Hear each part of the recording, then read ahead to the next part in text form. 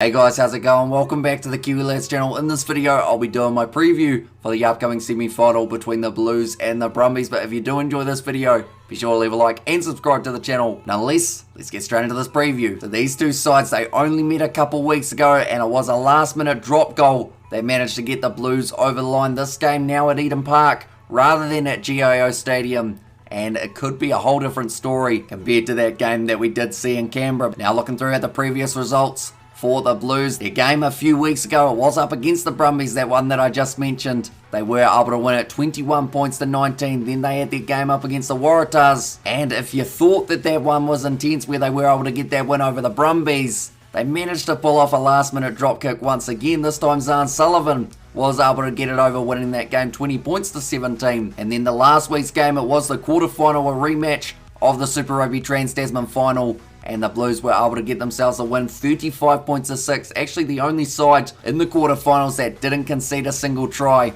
throughout their performance. So a very impressive defensive effort from the Blues for that one. But they were sitting first on the table at the end of the regular season. 13 out of 14 wins, only losing that very first game up against the Hurricanes by 1 point. But they finished on 58 points. And an interesting stat that I did find was they had 5 games where they won by 5 points or less. So they have had a few close games, but ending up with the win a majority of the time, other than that first game up against the Hurricanes. But now looking through at the Brumbies, like I mentioned, that game up against the Blues, it was very close, 21 points to 19 in favour of the away side, the Blues. Then their next game they did have up against Moana Pacifica, and that game for the Brumbies just didn't quite go the way that they would have intended. 32 points to 22 in favour of Moana Pacifica. So actually picking up their second win of the season in that fixture. And then the Brumbies, you would have thought that they might have been a little bit worried going into that quarterfinal, but they came out up against the Hurricanes and they played a very impressive performance, winning that game 35 points to 25. So a 10-point winning margin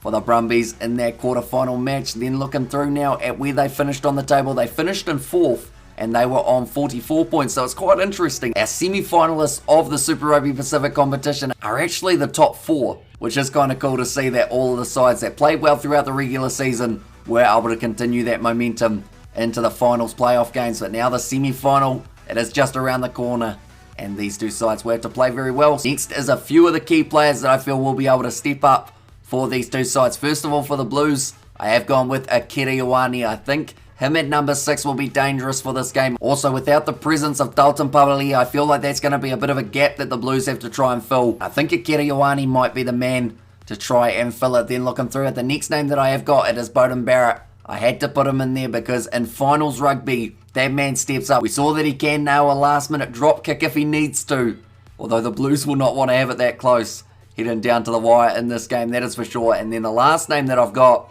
he scored his first try of the Super Rugby Pacific season last week, and that is Roger Tuivasa-Sheck. And the reason I've got him, now that he's got 1 try, I think another one could be just around the corner. Definitely linking up with Rieko Ioane in the midfield. I feel like those two are certainly dangerous, and they've built up quite a bit of chemistry throughout the season as well, which is very useful for the Blues. But then looking through now at the Brumbies, the players that I have selected for them, it is Folau Fainga'a. Did score a try last week up against the Hurricanes, and always seems to add so much to that rolling maul of the Brumbies. So I think he will be important. Another forward I have gone with, it is Pete Samu, transitioning to number 7 in this game with the return of Rob Valetini at 8. But Pete Samu, he's had a pretty solid season, and I think he will certainly bring that physicality up against the Blues, and will probably be pretty happy that Dalton Papali'i isn't there across from him at number 7. Then the last name that I have got, it is Nick White. Number 9 for the Brumbies. He's been playing well all season, and this is another game that he needs to make sure that he steps up, or else if he doesn't, then maybe it will be the end of the Brumbies run. But now we are up to that stage of trying to predict a score. Now this game is tough to try and predict, seeing as last time it was actually played in a whole different country when it did take place in Australia. But for this game, Eden Park, in front of a lot of Blues fans, the atmosphere is going to be incredible, the occasion is going to be even bigger, and for that very reason, I'm going to say the Blues add another line to the tally, and they will win this game by 5. I think it's going to be split very narrowly between these two sides, definitely if the Brumbies turn up